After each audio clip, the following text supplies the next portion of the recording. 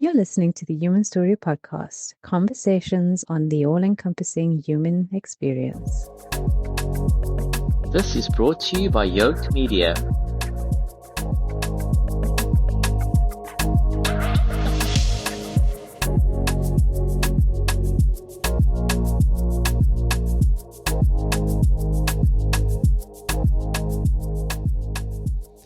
Right, well, welcome back to the Human Story from a very different setting today. I'm sure you'll get to hear the sound quality as well too. But that's the whole part about being messy and human. Shaamiela, on that note, how are you doing? I'm doing great. It's like just after sunset, and I've had a reasonably quiet day, which is it's just gold for me in my life. Yeah. But it's been great, yeah. And yours? How's your Saturday been? Awesome. It's been good. Just, typical Saturday. Little one, we got invited to a family day at the school, and we said it was quite a good thing just to go out and see kind of what he'll be like in his natural habitat, get to see different parts of his personality. And it was really nice engaging with parents, just finding that, in a like-minded season. And some of the things that you kind of you worry about, you find that everyone's going through similar things in this season of their life with small toddlers and stuff. So that was quite nice. I think sometimes we tend to live in isolation with our thoughts, and that's probably not a good thing at times. So it was actually quite more rewarding than I thought it would be, I guess. That's amazing. Yeah, but I totally get you, and particularly the aspect of, having people around who can relate to the season that you're in, because really, that's literally how life works. 100%. Some seasons are more challenging than others. Yep. Yeah, but you've had exciting things happening later. I know we touched base not too long ago, but anything exciting you kind of recently just want to share with us? I have. In the last 2 weeks, I was away on a breathwork learning retreat deep in the mountains outside of Cape Town. Amazing. Literally hugged and held by the mountains. Your favorite place, eh? Your happy place. It's absolutely. Like, we go to the mountains to remember, and I absolutely remembered. And it was a really beautiful, immersive, profoundly connecting time. Amazing. Just with community, because we were all of the practitioners that have certified with Breathwork Africa, is the school that I've always learned from. Yeah, we got together, and there were a few processes that we learned in person, met a couple of people who we've only ever seen virtually, and just made incredible bonds and shared really deeply, about whatever it is that came up for us. So, it was quite a time, and when I was there, I actually remembered again, go to the mountains to remember. Yeah. I remember one evening coming home from sort of our times when we gathered, and so that would obviously be quiet time for me, and just remembering actually that I was completing, and at the end of a cycle, a season, a loop in my life. And when I really kind of sat with that, I remembered that and counted back. I was like, okay, this feels like a 7-year cycle, and remembered that this would have started in 2018. Yes. And that was also a very impactful year. I remember making really deep discoveries and actively working with it. And I think now when I look back, I've been actively working with that, realization, that insight for almost 7 years. Yeah, for 7 years. And this was the completion of it. And it was really heartwarming to know that I'd come to that completion in a space of community that honors the breath, the life force, that we all have with us all the time, and that's our constant companion and our reminder that there's still life to be lived. Exactly. And and that as we know, completions and endings are really beginnings. Yeah. So that was it was really incredible. Sounds incredible. How are you coping with coming back to normal reality in society again? I think I said this to you when we were texting, and I got back that it took me a while actually to come back and land here fully. There was a lot to process, and we did deep work together as a community as well. And I think that's it. You miss the people that you were there with, and very open-hearted time and space. So it took me a while, but I'm really grateful that I understand integration. And so I was just, reminding myself that this is how this happens. And I really spent just some time, trying to be quiet with myself and just sort of feeling, what was happening on the inside. And and then hopefully this can translate to my journal at some point. Of course, if we find the time. Exactly. I suppose it's also about making the time, Yes, being intentional about that. Remind myself. Yeah. It's so amazing. I mean, I didn't realize it, that the number 7 is, like you say, it's the end of a cycle of completion. Just interesting to note. I mean, we don't often speak about this, but it's so crazy to me how our journeys are so aligned and how we have so much in common. 7's actually my lucky number. So my house, I live in a number 7, right? That's the number I live in. Wow. Yeah. My wife and I dated for 7 years before we got married. We've been married. We've been married for 7 years now, and we had particularly good things happening in this year as well. We started this podcast in this year, and if I remember correctly, I've had the initial thought and the pondering about this right about 2018 already. So it's amazing how this all has culminated. It's crazy, absolutely crazy. But I actually remember that too, because I know that you and I often say, well, this has been coming on for so long, but I do think it's around 2018. Yes, that we might have first spoke it into the universe. It's crazy how these things work. And it's so funny. Be careful what you ask the universe, because eventually it's going to come knocking. Absolutely, and then this is one of the things. It's like, be ready. Yes, this is exactly. One of the things that again, I kind of this week has been reiterated to me. Yeah. Just in my ponderings, it's kind of like, be ready, prepare. Exactly. Exactly. And also that whatever's coming, in your life, there's some form of preparation. And if you can be a conscious participant in that, then that's really, I think, progressive and really helpful for your process. No, I agree. So, Shami, I suppose they're probably wondering, why are we doing this kind of recording? Well, let me just put it this way. When Shaamiela and I recorded the first episode of Forgiveness, we didn't anticipate that it would actually become 2 episodes. But because the conversation unfolded so much and it was so layered as we did the conversation, Shaamiela and I had a bit of chat afterwards, and I said to her, what are your thoughts on possibly making it to 2 episomes? So I said to her, listen, why don't we, I know we're not going to be able to get together and record it in the studio, but why don't we just sort of hook up on a call, show that, bring people along on the journey, saying that this is what we anticipated to do the 1 episode, but it turned out to be obviously now into 2 episodes, but we have to find some kind of intro ready to intro episode 2. So this is where we're at, and I'm kind of sitting in my car at the moment, because that's probably the quietest space I'm going to get right now.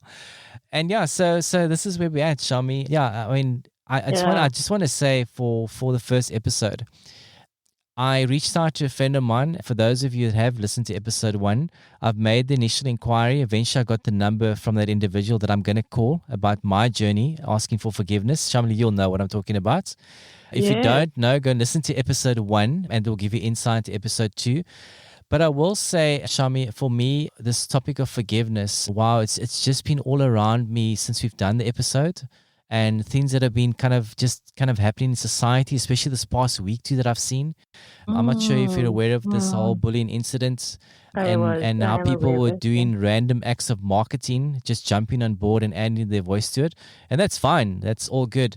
But I think what it did show me, Shaamiela, and I'm not going to say too much about it, because what I will say is, it's similar to the topic of forgiveness. I think there's a time when things have to unfold organically and let things happen, and authorities deal with things at times, and everyone can have an opinion about it.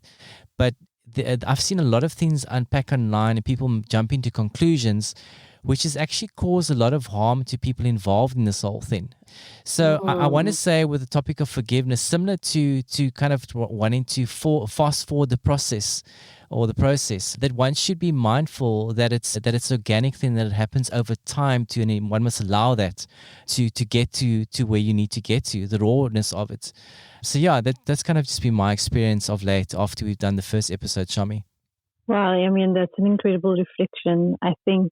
Absolutely. And I think, you point to the process of the unfolding. Yeah. Where there's an incident and then a process. And I think that's the world we live in now, is that, we live in a world where people think opinion counts as fact, and unfortunately, that's really not true. Sure. And it really makes me think about one of my favorite quotes, actually, by Paulo Coelho, which is, "The world is changed by your example, not your opinion." Yeah. So true. And, and so like this due consideration we need to do. And I think because of the discussions we've had around forgiveness, and obviously we'll continue to have with this episode, this part of the episode, is that you may think that you have the full story. Yes. And you really don't. Yep. You really don't. You can be convinced that you do. 100%. And I've certainly been, at the center of that many times where people have assumed, and I'm sure you have too.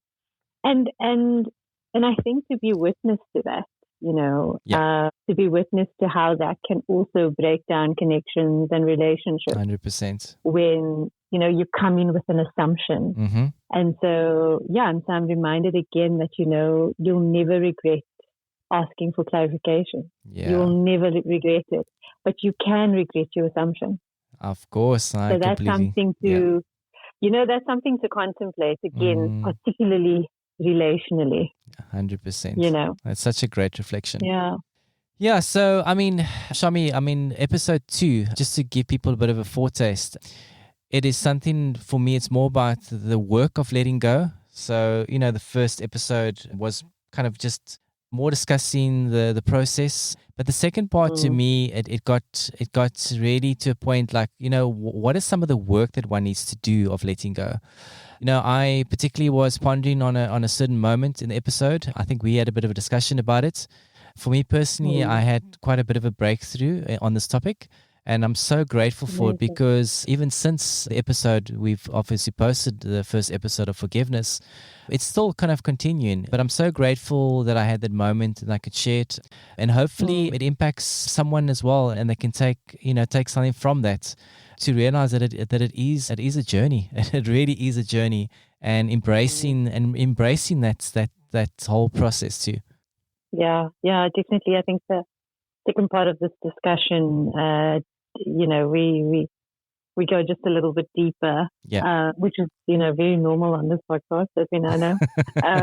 And I think maybe you and I get a little bit more personal around our experience of it. Yeah. And, share the truly human experience of this process, of this big word, forgiveness. Because I've had one or two people comment, when I posted, they'll send their response in words of like, "Oh my, aren't we getting serious now?"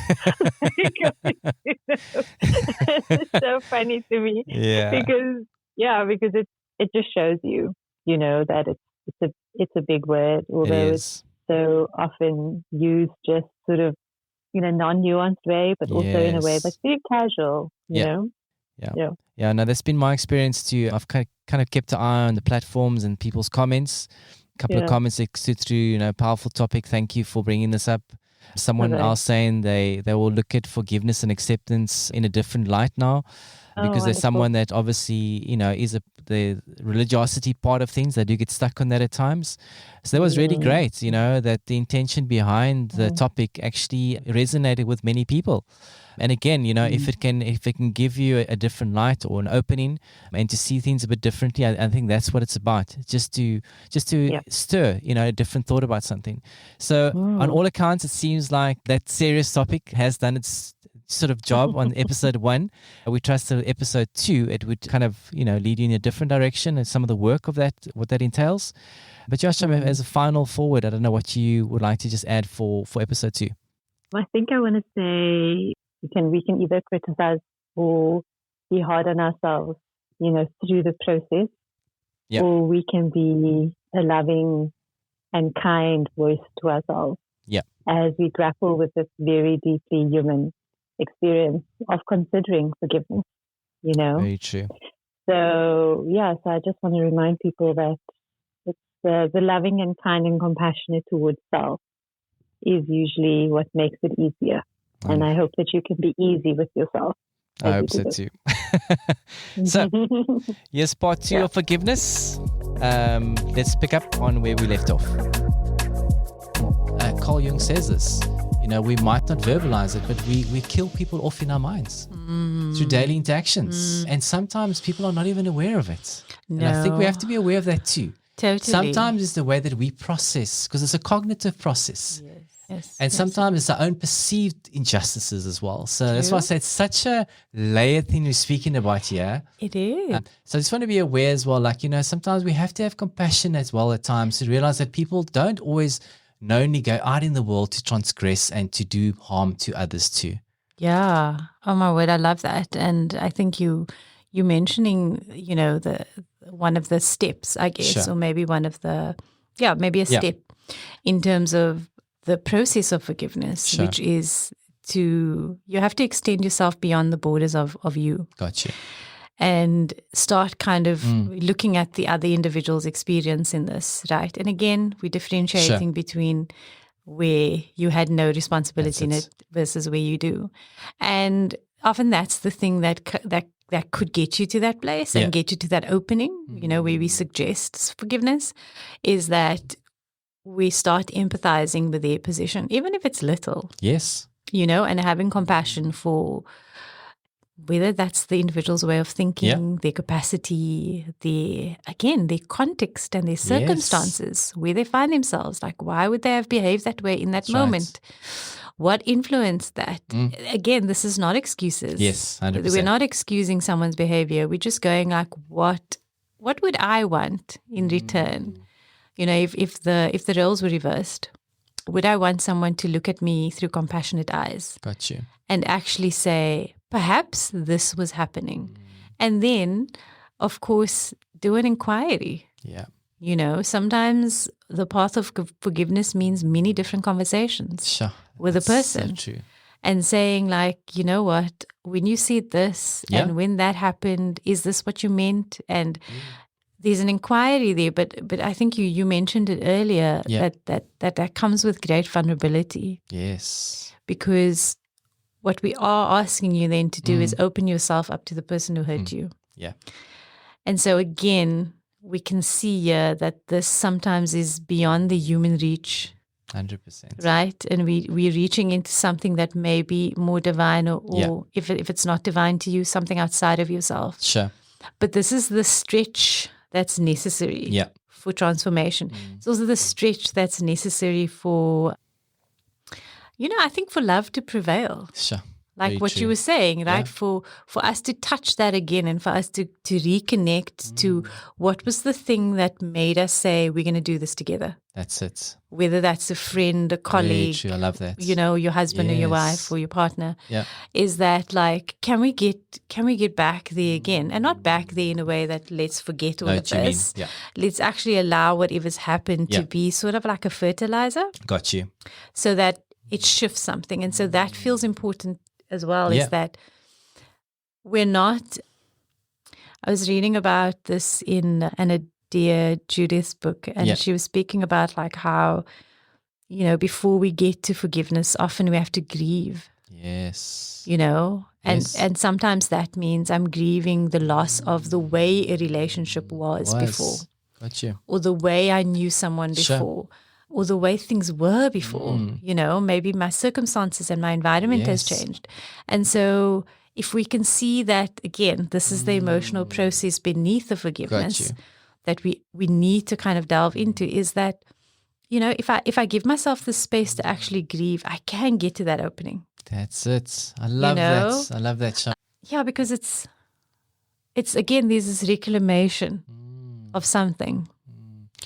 I want to share a personal story. So there's been a family member for a number of years that I have kind of really struggled to get a point of ultimate forgiveness. And, I feel in many ways it's robbed me of a lot of joyful experiences because I ruminate on the negative. And I think sometimes it allows certain situations to happen in your life before you ultimately deal with something, because you realize you have the power to change it at that juncture. And for me, that was parenthood, becoming a dad. And I think for me, a lot of it was with this family member, kind of like, could they not see what had transpired impacted me in such a way that I found it very hard to forgive them what happened. Yeah. And I think also what I realized in going through my healing, also I had a part to play where I went like, this individual holds the capacity to understand what they've done only to a certain level, because they themselves were a subject of a family dynamic, of generational things that they were not exposed to and did not have the means to be able to show those emotions. Yep. In my version of that, I wanted someone to be a version of what I wanted them to look like. And it's unfair, because how can I make someone act the way that I want them to act like, right? So I think as part of that, I realized in my journey of my healing with this individual is that I saw this individual exactly for who they were and their limitations, not wanting to change them for who I wanted them to be. And once I accepted that, I could change my relationship dynamic in how I engage with them.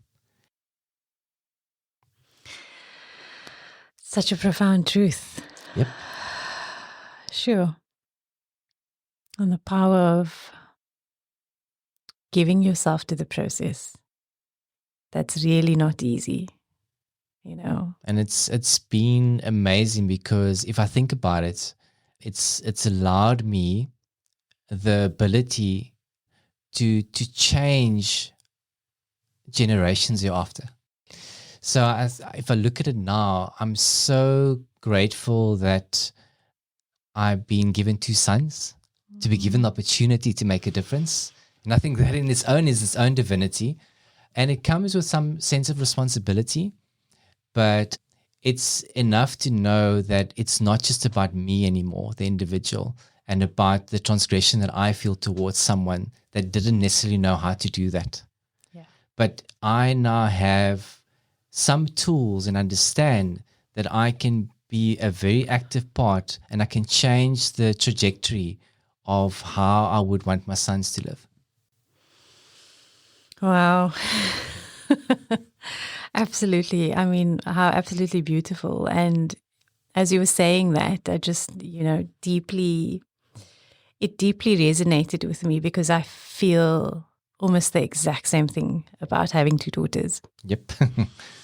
And I was just so struck by how you are such a clear mirror to me, which obviously is why we've been friends and like stuck it out together for so long.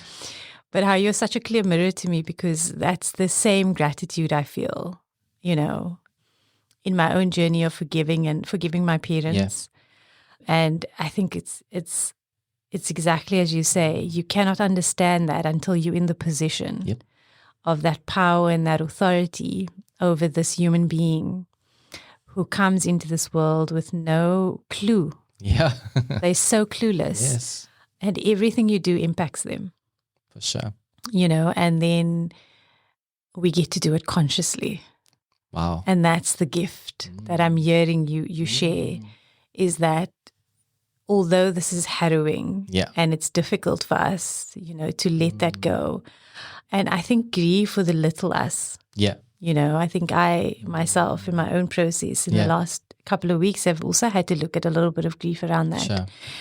And but then the gratitude of doing this consciously and looking at my daughters and really feeling like I'm able to see them. Got you. Beyond my projections. Wow. Right? Beyond what I believe they should be or what I want them to be for me. It's not about that. And so it's, what a beautiful opportunity forgiveness is then. Yeah.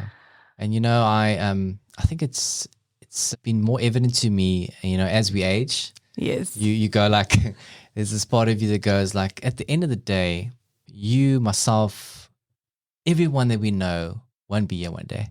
Yes. I know it sounds like it's going. It's not even that long off. Yeah, this is a very short time span that we spend here. Yes. And I think about, like this whole part about the whole spirituality and the godliness aspect of it. I think about if I'm someone that essentially, I mean, you know that I'm a Christian, but if I'm someone that believes that word to be the ultimate truth, you know, there are many components that are said in that book. Surely forgiveness is a part of divinity that God himself went through to understand as a human, we can't escape it. It's a part of our human existence and our humanity that, you know, we have to face. It's not something that we want to face, but it's inevitable for every single human being. Yes. You know, we are going to face these transgressions in life, and we have to find ways to be able to deal with it and find the joy. You know, we very often labor on the fact of one person doing transgression, but forget about 6 people that have offered us kindness and love. And human nature, we ruminate on the bad and negative generally than the positive. So forget, yes, we accept things for the bad that there are at times, but we have to forget there's a lot of good that happens too. And when we live in the space of unforgiveness, we tend to live in negative spaces. And again, like I said, it's not toxic positivity. This is not a conversation on this, but it's also to see that there's a lot of beauty in the world. You know, as I was coming to the studio today, walking down here, looking at the mountains, and I know you often speak about nature, Shaamiela. Yes. I think about so much to be grateful for in life, and just breathing and seeing all of that happen. And I realized, you know, that much of this that we experience in life is ultimately given to us. Yes. Yeah. I know we have to work for some things, but some things we're not working for. Yeah. It's actually just given to us. And it's actually profound because it's making me wonder and contemplate as we sit here and speak about this and the depth of this, as we said at the beginning. You know, we didn't know where it was going. Yeah. It's actually quite a complex and also deep, you know, topic. But also just wondering about how gratitude is so expansive. Like I often think of it as an expansive quality. Yeah. And again, you know, forgiveness requires you to really reach, stretch, and expand beyond yourself. Yeah. And your individualized experience of whatever happened to you. Sure. Right, in what you were sharing. And how gratitude is a way to get there, you know. And and just, I suppose, what's helpful is to be grateful. Yes. For what didn't happen to you. Yeah. You know what I mean? Very true. And again, this is so, you know, it's so nuanced, and so I'm so aware of very different situations as we speak about it. And I want to keep saying that because it's not all the same for everybody. 100%. But there is something about this gratitude that you speak of that just expands us and that maybe is helpful to get to that opening. I love that. It's so true. You know, I was listening we're doing the research too. And just as we focus on how all these good things should happen to us and what we owe to and what we deserve it of, many of the things, injustices happening in the world, who's to say that we shouldn't be going through that? Yes. Wow. I mean, that's something I think about every day. You know, I think honestly. You mentioned it to Shaamiela. You said when you go to a funeral, you see someone pass, I think in a previous podcast, you go like, why am I owed another day or given another time? And I think it's about reframing the way we ask relevant questions at times when these things happen in our life, but to realize, like, why should only the good things be happening to us? There's no promise about that in life. No. We may make that up in our version of that, but there are many injustices happening in the world that we feel like, oh, well, I hear about it and I continue my life. Absolutely. It's bad. Yes, it's bad. I get it, but yes. it's not happening to me. Maybe exactly. I'm really grateful. Yeah. You know, but you know what I mean? So many times we confuse that, because gratitude is literally, like I say, being grateful that you're able to wake up in this morning, spend time with people that you love, that you can go and spread compassion and kindness in the world. You know, we live in a society that I find very disturbing at times. I'm not going to lie to you. Deeply. But I don't want to focus on the negativity at times too. I do feel that we can take our pockets of kindness and share that with people. You know, I often think about, in a work context, when someone comes to me and I can see the apprehension when there has to be a difficult conversation or they need to ask for some kind of, whether it's time off or whatever. I could at the time have the power to say, you know what, like, I don't want to do that, because I can do that because I can go, there's a contract, you have to work. But then I go, how many times have I in the past gone to someone and said, would you show some kindness towards me? Because I need to do something that maybe are hoping that you would understand where I'm coming from. Yes. So it's to realize that many times we must see the viewpoints of others sometimes too. And why at times they can do things that sometimes it's our own inferred justice of what that is, or it could be a relevant injustice done to us. But to realize that we have the ability to also change it and show compassion and kindness to other people. Yeah. Yeah, I mean, it's so, I don't know, it's like a pervasive light that kind of we are being reminded of and drawn to, because again, you know, when you find yourself in darkness, I think it's Rumi who said the darkness is the light. Yes. So it almost indicates to you where you've got to create more of that, right? And kind of like reach for more of that light. And it's certainly needed. And one of the things I feel like is related to maybe that light as well, and something I think I've had to, maybe you have too, but like, I think particularly in a particular role I've played, you know, whether that's in my whole life, in my family, with friends, around my people pleasing and around is self-forgiveness. Wow. How much work I've had to do at forgiving myself. I think you were mentioning earlier about, you know, taking responsibility for the boundaries you didn't set at a point in your life or with certain people.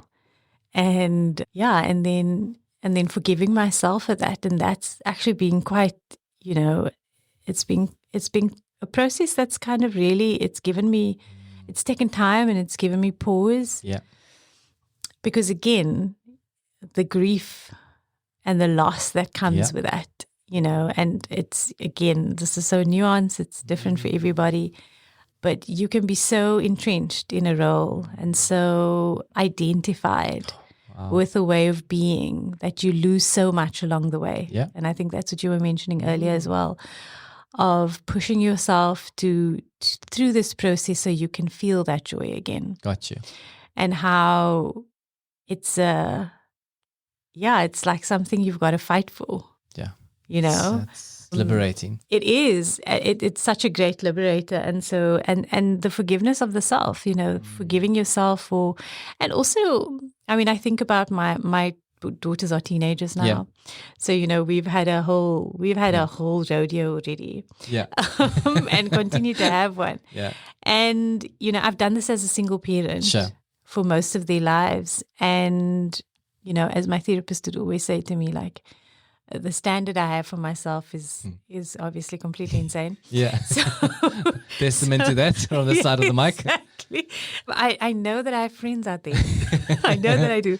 Yeah. But you know, and constantly feeling like it needs to be better and I need to be better. And I think Gabor Mate speaks about how if you do 30% more than what your parents did, you've already created, you know, something completely different for your children. But also just around parenting and where I felt like I wasn't able to be present. Got you. And bring my full self and bring my heart into it. And how a lot of the work I've had to do is around forgiving myself for that. Got you. You know, and understanding that standard actually comes from the wound. That's very true. You know, the standard that we set for ourselves, the fact that there's almost little space for imperfection, that it's rooted in the wound of not being seen. Got you. You know, what we spoke about earlier. Yeah. And that I almost want to say we can now see the link maybe in some way of when we go to the root and we go to that wound and who, you know, perpetrated that. Sure. That sometimes it's our parents, caregivers, whoever that is. And the forgiveness for them, how that leads you to all of the patterns and the roles and the behaviors that you've indulged in because of that. And then how self-forgiveness becomes, you know, almost this solve. I love that helps you to do it differently now. I love that. As you know, Shaamiela, as part of my healing, I mean, this story I shared early on, I had to realize like where was my parts that my triggers, if one wants to call it, that I felt. And I also had to realize it was a part of self-forgiveness for myself too. That when I was feeling such situations, I had to literally, because our psyche doesn't know time. Yeah. So we can react the same way as I was when I felt when I was a very young boy. Yep. But I literally had to, in part of this process, go back to myself as that 8 or 7-year-old boy, feeling so vulnerable and feeling like, what did I possibly do to contribute to this? And go like, as an older man going back now and telling that child, you know what, you didn't know any better. Yep. There's nothing that you could have done that would change the trajectory of what transpired. Absolutely. And then realizing that in itself was so much part of my healing, to realize that nothing I could have done back then. So I don't have to live in the past anymore, because I've now gone back to and said, listen, you did the best that you could back then. Right. You are where you are now because you've gone to the wound, like you mentioned, was the opening. Yep. I've addressed it now. Yes. And it was like a weight had just been lifted. Yes. Yes. Because I'd never actually done that in the past. Yep. And then once that was done, I could then actually find ultimate forgiveness for the individual that I was holding a grievance to. Yes. Wow. And that for me, like you're saying, has given me opportunity to now go like, okay, now that things are clear for you, now you know, particularly for parenting, because we speak about it both, now I know what I can do to change some of that, that I don't repeat some of that stuff again. Yes. And that process, like you say, it's been amazing. I wanted to say a word, and I don't think we said in the podcast, but it's hard. It's challenging at times. Yes. But it's the most rewarding thing that I think I will ever be bestowed upon me as a father, the role that I play. And it's a place where I'll probably the most impact in my life. Wow. That's so incredible. I love that. And obviously it deeply resonates with me, and I'm sure resonates with lots of people listening, whether they're parents or not. Sure. But I think the gift of the process, again, of healing, I guess, is that I think early on when I was talking about being able to see my children clearly, that's also the gift for ourselves, is that we get to see ourselves clearly without the messages and the stories we believe was said about us. Because maybe that's sometimes what we sit with, that, kind of is a bit of a hindrance to getting to forgiveness, is that we're so stuck on what this now makes us. Yeah. Like, what does this make me now? Got you. What does this say about me? And I guess we're encouraging and maybe just making the suggestion that perhaps, letting go of that story and reaching, beyond yourself into forgiveness. And the decision to do that can help you see yourself more clearly, and you can let go of that, and you decide. Yeah. You reclaim that power. You decide what and who you are, because often with this, and clearly from both of our experiences, the person who hurt you or wronged you is centered in your life. 100%. They become, to use a term from pop culture, the main character. Yeah. When you are, in truth, in your own life, you are the main character. And so, it's an encouragement to not center them. You become the center, because you shift your focus away from, the story they were telling or that you believe they left you with. Yeah. When they hurt you or they wronged you or they continue to do that. Yeah. You decide, So there is maybe an authenticity that you can reach for through the process and, of forgiveness, engaging in it. I think, someone explained it once about how central, like you're saying, these figures are, these main characters in our lives.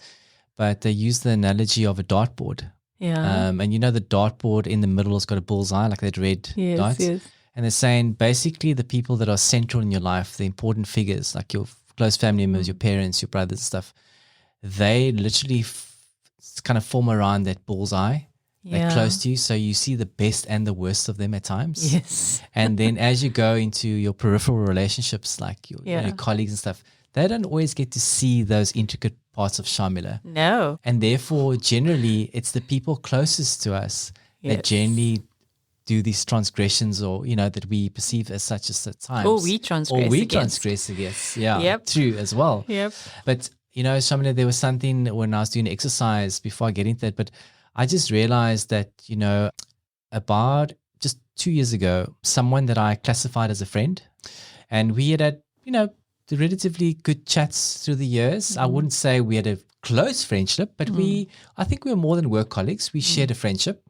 And there was a time she was going through a difficult period in her life, and she came to say, Lincoln, this topic we don't really speak about, but would you perhaps borrow me money? Mm-hmm.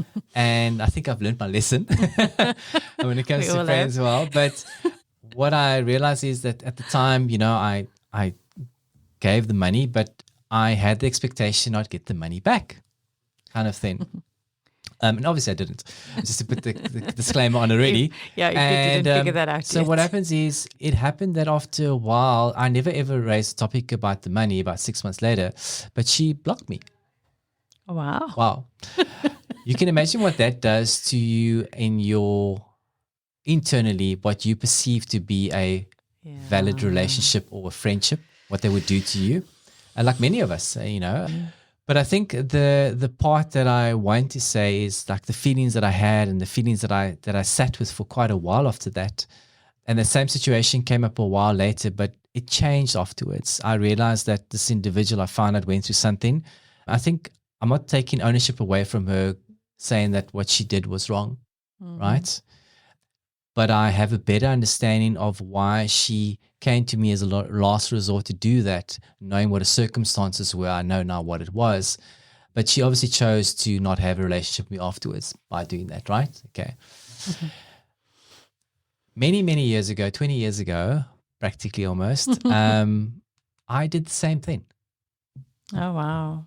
So before we take this noble notion of thinking that, it's only other people that transgress against us, and I did it through this mere research of doing this work, realizing 20 years ago, someone that was a close friend to me, when I was in a difficult situation, I did the same thing to him, and I justified it in my mind that he was better off than me at the time. Wow. I gave a certain portion back and I just left it. Wow. This individual never treated me differently. Wow. He still treated me exactly the same. He never asked me.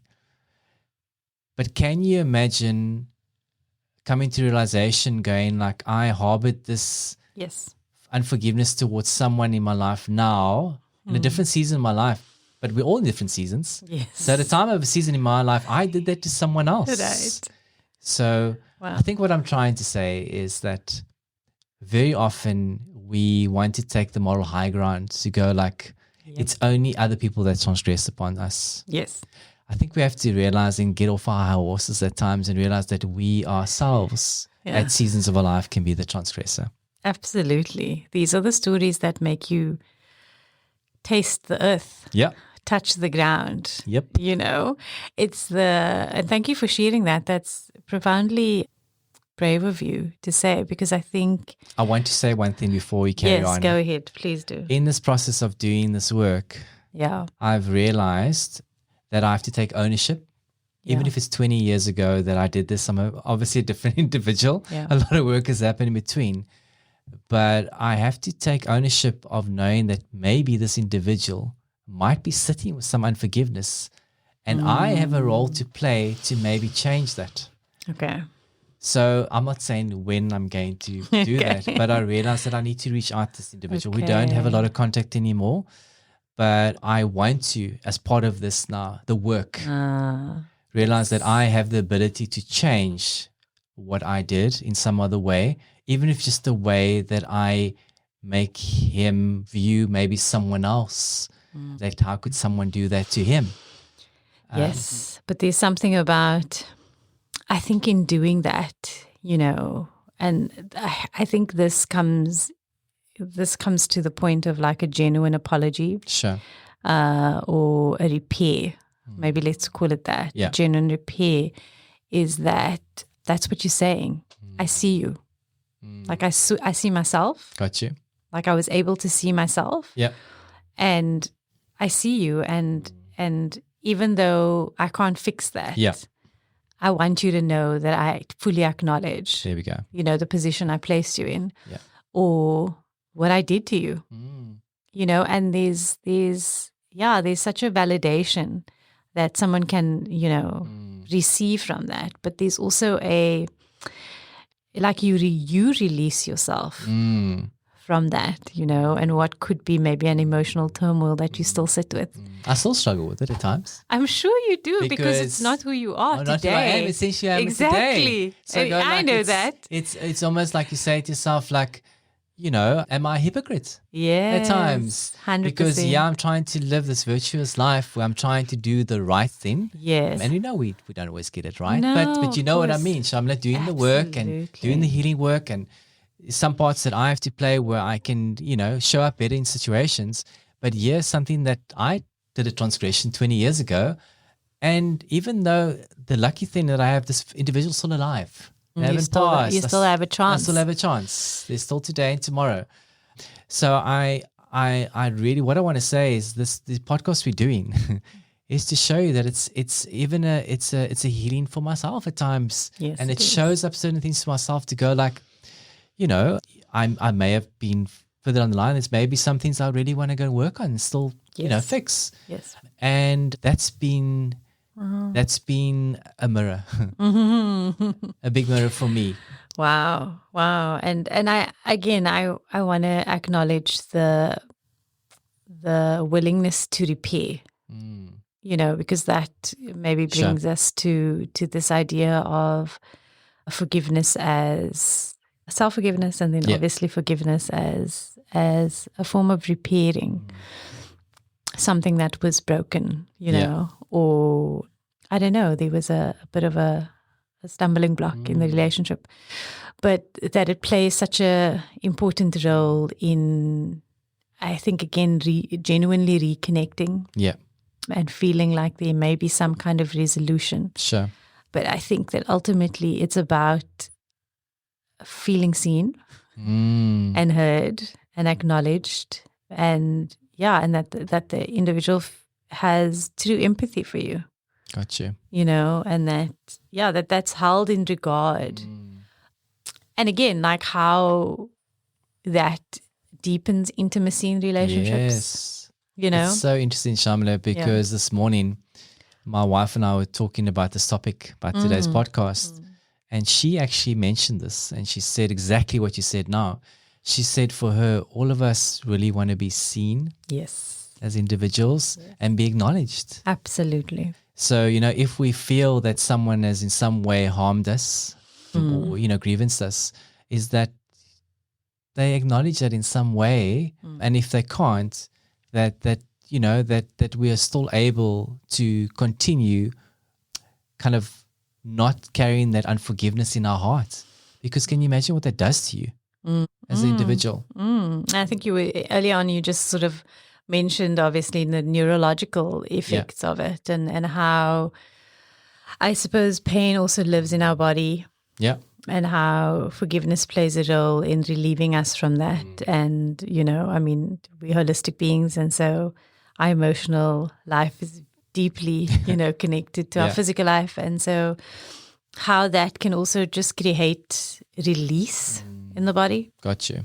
Releasing and that letting go. Yeah. That's such a big part of forgiveness. And you said it earlier on, the emotional weight that you no longer sit with, and the lightness of being that you experience because of, again, engaging with us. And there's no one way to do this, which is what I kind of want to say is that, you can Google forgiveness like we did, or use whatever platform you want, and then see that there's multiple articles that'll say, these are the steps to forgiveness. This is what you need to do. Yeah. I think that our message is very clear that it's organic or individual process. Yeah. I think the focus needs to be on not making forgiveness the ultimate goal to the degree that you prematurely forgive and accept a situation. I think you go with your process, you be in the angst and the charge of your emotion, and you allow that to flow into something a little bit more steady and less charged. And then maybe you come upon an opening, you know, where you go, can I now? You know, and do I want to? Do I feel it's time to actually forgive and let this go and let myself breathe easier? You know, because I don't know how you feel the resonance in when something sits with me. I definitely feel a physical heaviness on my heart. I feel that, and it sits in my chest. Very much sort of in the heart space, obviously, right? And in the shoulders, and it's heavy. And as someone who, like, it's very important to me that I keep my system clear. Right? So my whole vessel, whatever that includes, mind, body, soul, my nervous system, like I work at keeping that clear and noticing when something sits there.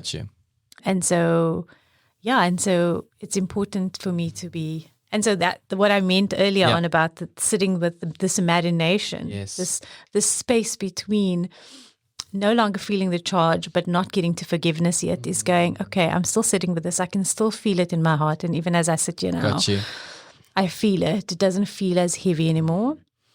But there's such a hopefulness I feel because I am dedicated to letting it go. I'm dedicated to that and dedicated to it because I want that to leave me, you know, and not be between me and the person so that I can again see them quite clearly, but also that I don't sit with that.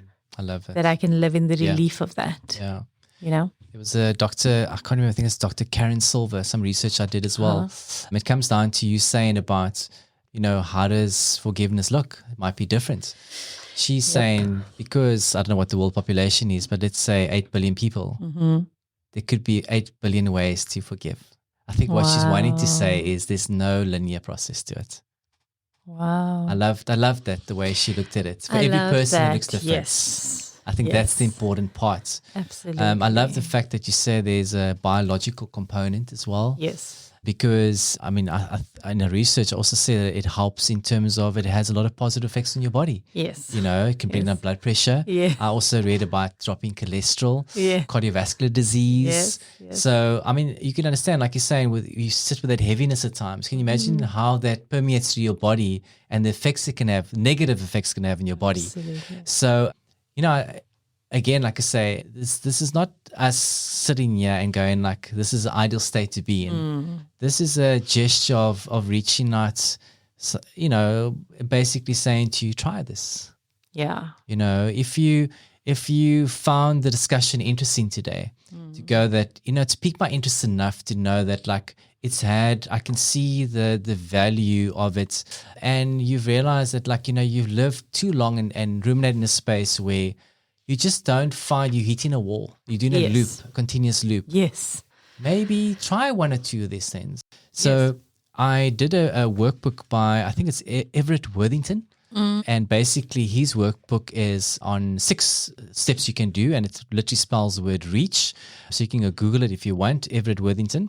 And the shorter version is 2 hours. So basically the premise of this is choose an offense that someone perhaps did or something that you've gone through, and that becomes the same offense throughout the 6 or 7 exercises you do throughout the book. Okay.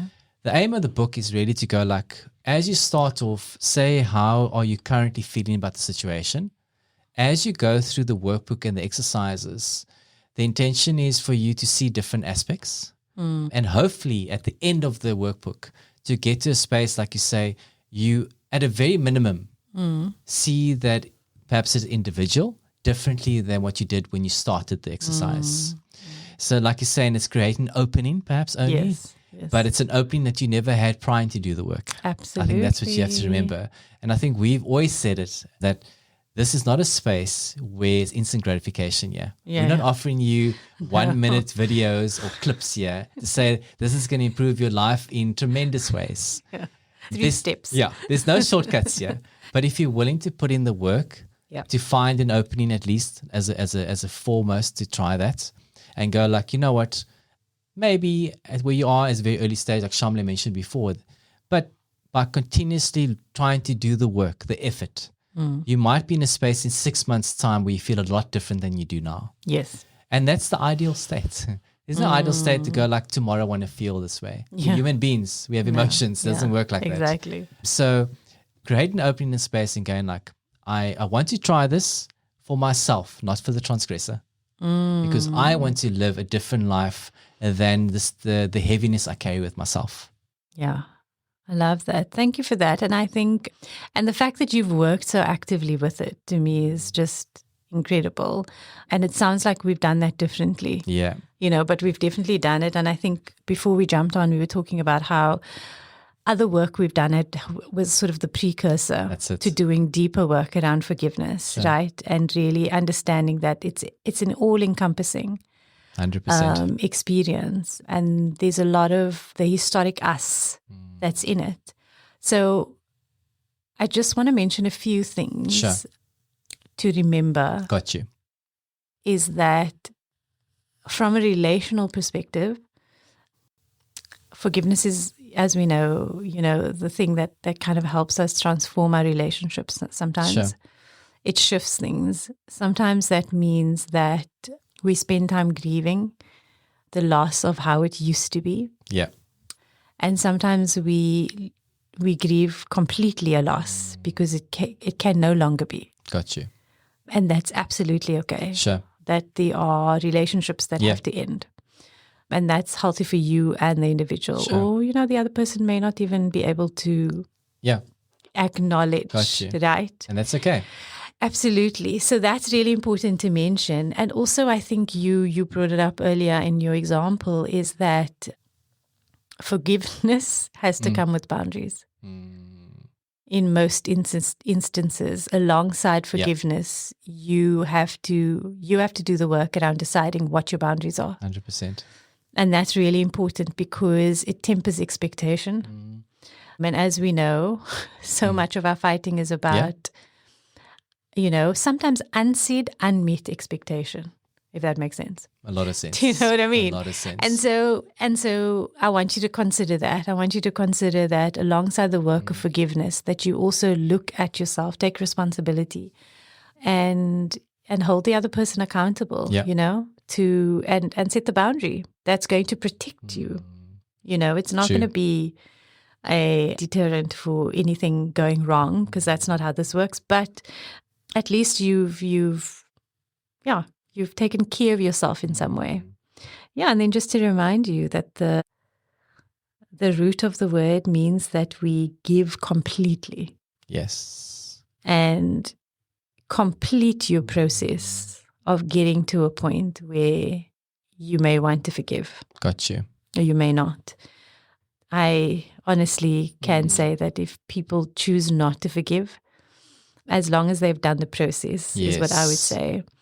I have no judgment towards that. I can't know what that must mean for you. 100%. But it's. I guess again, these are all suggestions and just ideas, and I guess inspiring you to get curious about it. Yeah, no, I get it. Yeah. I mean, just one last quote to end on, and I'm sure you've heard it before. Unforgiveness is like drinking poison and thinking the other person's going to die. Expecting the other person to die. Yes.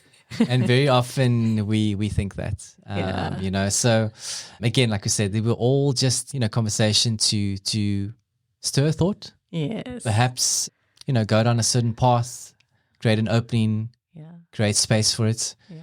And certainly for myself, just doing the research, it's been emotionally taxing because it is just another point. Most transgressions, number one, family, second, partner.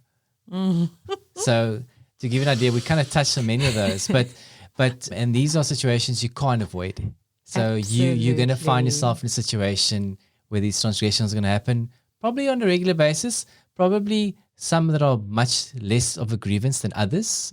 And again, like we said, we hold space for that too.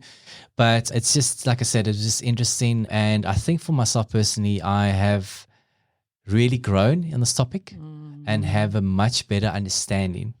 And if it's only been a short space of time that Shaamiela and I have done the research, imagine where you can get to by just putting the work in. Yes. So I'll leave it at that, yeah. Yeah, I that's a reminder of, and I think you've reminded us today very clearly about the humility, of this human journey that we all absolutely like. It's so necessary for us to be in touch with our humility and to remember that. And obviously human and humility share the same root. Sure. That is what is of the earth, where we come from. And we will return. But it's it's a very heart opening idea, and I think question to sit with, or just reflection to sit with. Yeah. So yeah. That's the last point I'll just say. Yes. In 50 years' time, will any of this matter?